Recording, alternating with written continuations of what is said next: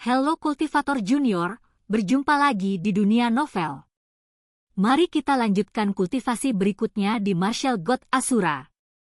Bab 6414, pria yang menyebut dirinya kaisar. Begitu Zhao Laoba membuka mulutnya, klan abadi Zhao segera mengeluarkan perintah. Tapi Jie Mubai berbicara saat ini, Tuan Patriark, kesempatan ini cepat berlalu dan tidak akan pernah kembali. Sisa-sisa makam itu tidak mudah ditemukan, silakan berpikir dua kali. Makna Jie Mubai sangat sederhana, Zhao Laoba tidak boleh meninggalkan tempat yang telah ia temukan dengan susah payah. Tuan, klan saya punya beberapa koneksi dengan Chu Feng, karena dia sedang dalam masalah, saya tidak bisa hanya berdiam diri dan menonton.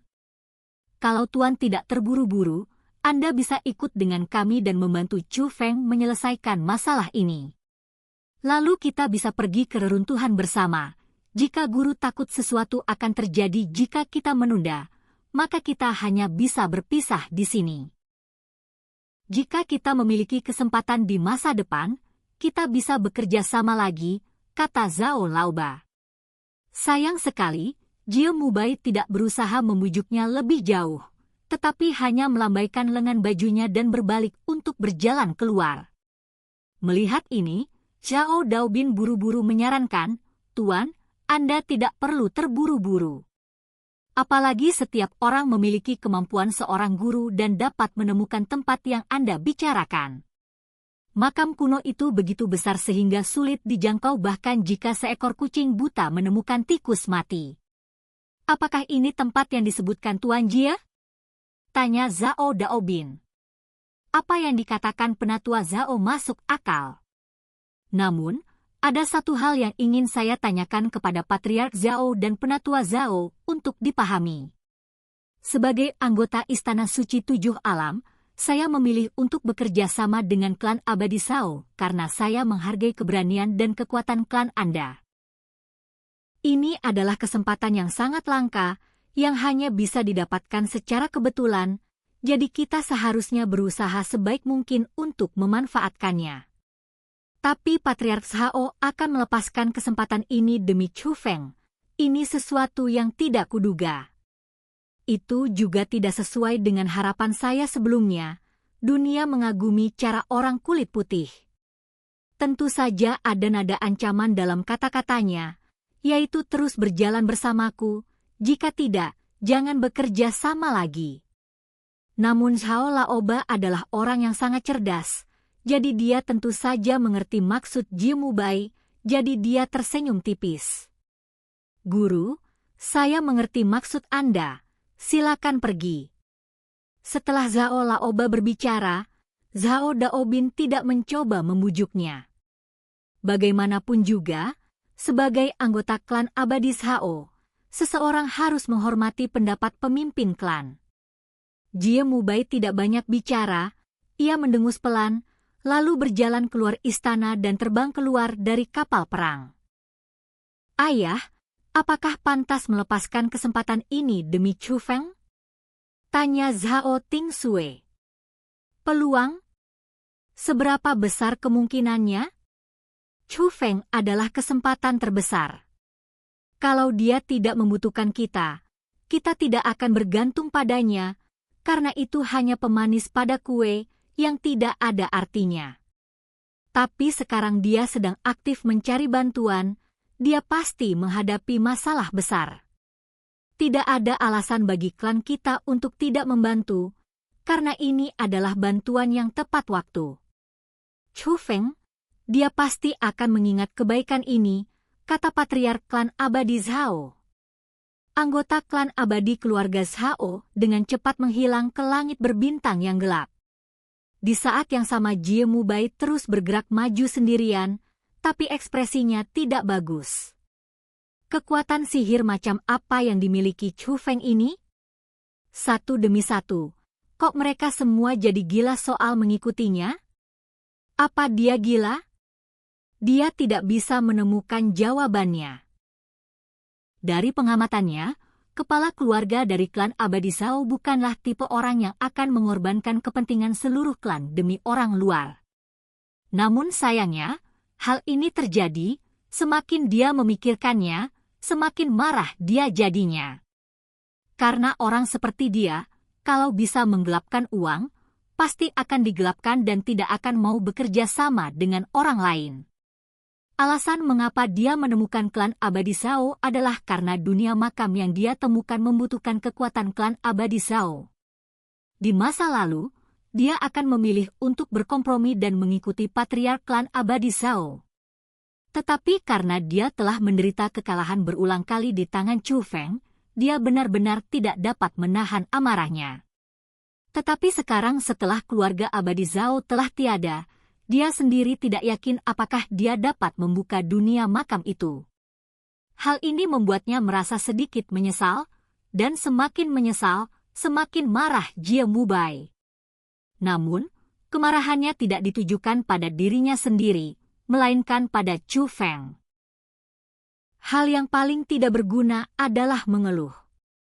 Namun pada saat itu, tiba-tiba terdengar suara dari depan.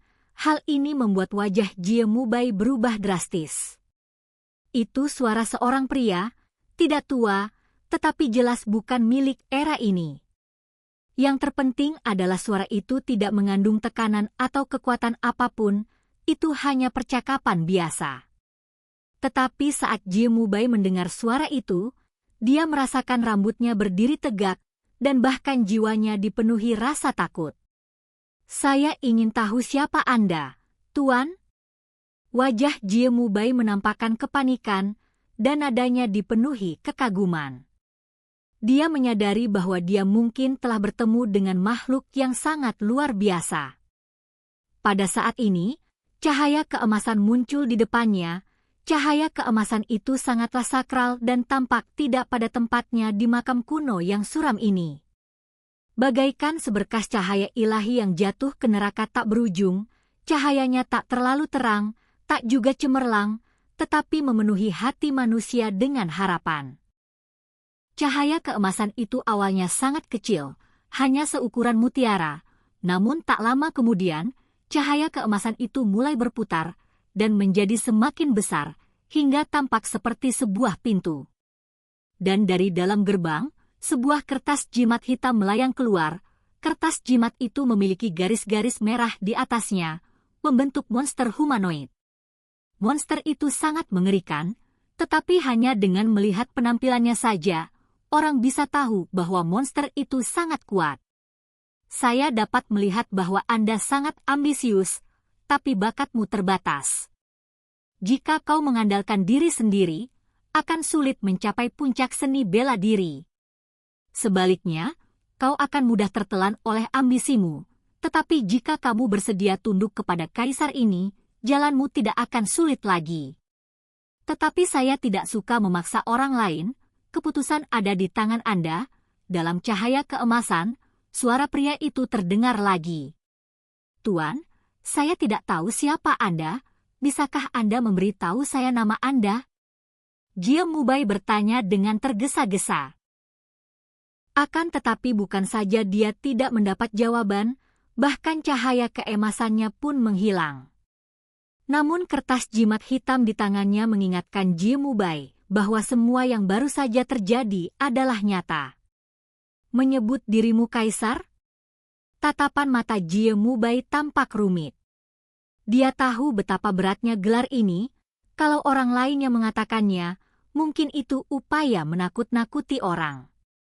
Tetapi hanya dengan mendengar suara orang tadi, dia tahu bahwa pihak lain layak menyandang gelar ini. Di masa lalu, dia akan memilih menjadi murid pihak lain tanpa ragu-ragu. Kesempatan seperti ini adalah kesempatan yang sungguh hebat. Tidak diragukan lagi bahwa kertas jimat itu adalah kunci keputusannya. Tetapi alasan mengapa ekspresinya rumit saat ini adalah karena sebagai master roh dunia, dia bisa merasakan keistimewaan kertas jimat ini. Jika kau mengaktifkan kertas jimat ini, kau dapat membangkitkan benda yang ada di dalam jimat itu, dan benda itu pastilah memiliki eksistensi yang amat kuat saat digunakan olehnya. Yang terpenting adalah selama Anda mengaktifkan jimat ini, Anda akan menunjukkan kesetiaan Anda, dan mungkin Anda benar-benar akan dapat memeluk pria misterius dan kuat yang menyebut dirinya kaisar. Namun harga yang harus dibayar untuk mengaktifkan jimat ini adalah mengorbankan jiwa seseorang. Bahkan Jie Mubai tidak bisa mengambil keputusan sedetik pun. Sebaliknya, dia menatap langit berbintang gelap tak berujung dan makam-makam besar aneh, merasakan emosi. Makam kuno, tempat apa sebenarnya ini? Meskipun telah lama diketahui bahwa makam kuno itu tidak sederhana. Tetapi pengalaman barusan membuatnya sadar bahwa sebelumnya ia telah meremehkan makam kuno ini. Ini adalah tempat paling tak terduga yang pernah ia kunjungi seumur hidupnya. Dan kultivasi kita saat ini berakhir. Sampai jumpa di kultivasi Martial God Asura berikutnya di dunia novel.